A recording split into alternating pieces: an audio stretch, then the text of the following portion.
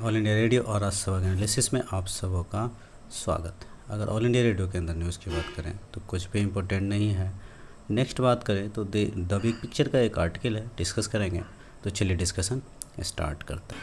पहली न्यूज़ जो है हमारे पास, यहाँ पर फाइनेंस मिनिस्टर ने कहा है कि सेकेंड वेव जो है, कुछ रिपोर्ट जो है सो डाउनवर्ड रिस्क है। तो कॉमन सेंस है, नॉर्मल सोचा जाए तो डाउनवर्ड तो जाएगा ही जाएगा, कुछ सेक्टर भले बूम हो सकता है।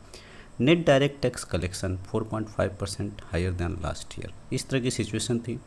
The damage won't be as first wave की तरह कह रहा है।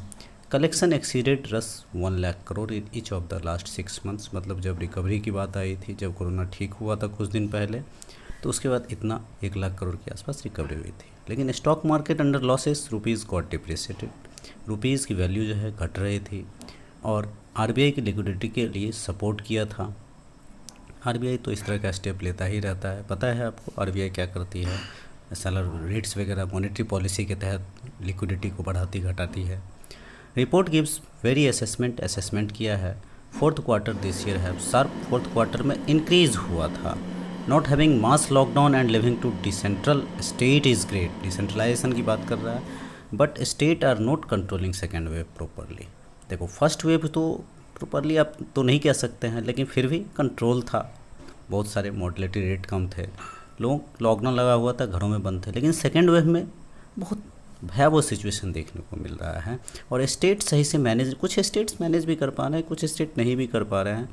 Complete national lockdown is not feasible. तो फिजिबल मतलब या इसका तर्क है, आप अपने अनुसार यूज़ कर सकते हो। Better ask experts, they can suggest well, experts वगैरह बिठानी चाहिए, चेकआउट करना चाहिए, पूरा डाटा लेना चाहिए। महाराष्ट्र का केस जो डिक्लाइन हुआ है, हमें उनसे सीखना चाहिए किस तरह से उसने कम किया है सब कुछ। और लिक्विडिटी की बात तो अभी की ही है हमने, क्रेडिट ऑफ की बात भी की जानी चाहिए।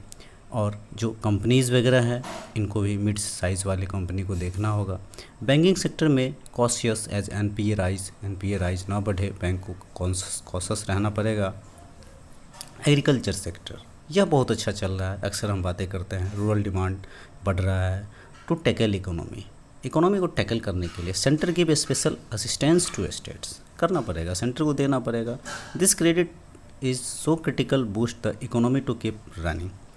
बेस्ट वे अहेड क्या हो सकता है, keep yourself cool at every level, institutional, family level, मतलब ये तो नॉर्मल सी बात है। सिविल सोसाइटी वगैरह जिस तरह से काम कर रही है, बहुत ही ग्रेट वर्क कहा जा सकता है।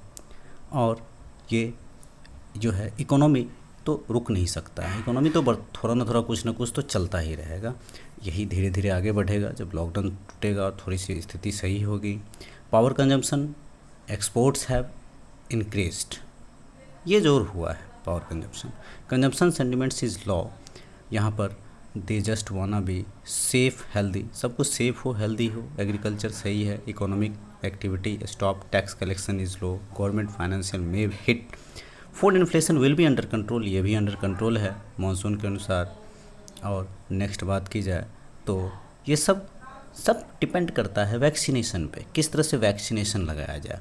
पास्ट एक्सपीरियंसेस आरबीआई की कहती है मॉनेटरी जो पॉलिसी जो भी है बहुत अच्छा लेता है, एमएसएमई सेक्टर को भी बचाना होगा। मतलब अब तो लॉकडाउन ख़त्म होने के बाद सोचना होगा कि किस तरह से कैसे क्या करें ताकि सब कुछ सही हो। This needs critical infrastructure fund, इन सब के लिए इंफ्रास्ट्रक्चर वगैरह की फिर से नई ज़रूरत पड़ेगी, मतलब फिर से वापस वही जो हम लोग वी शेप इकोनॉमी की जो बात कर रहे थे, अभी फिर से वही वाली कहानी आप कह सकते हो कि चल रहा है। तो आज के डिस्कशन में इतना ही था। Thank you.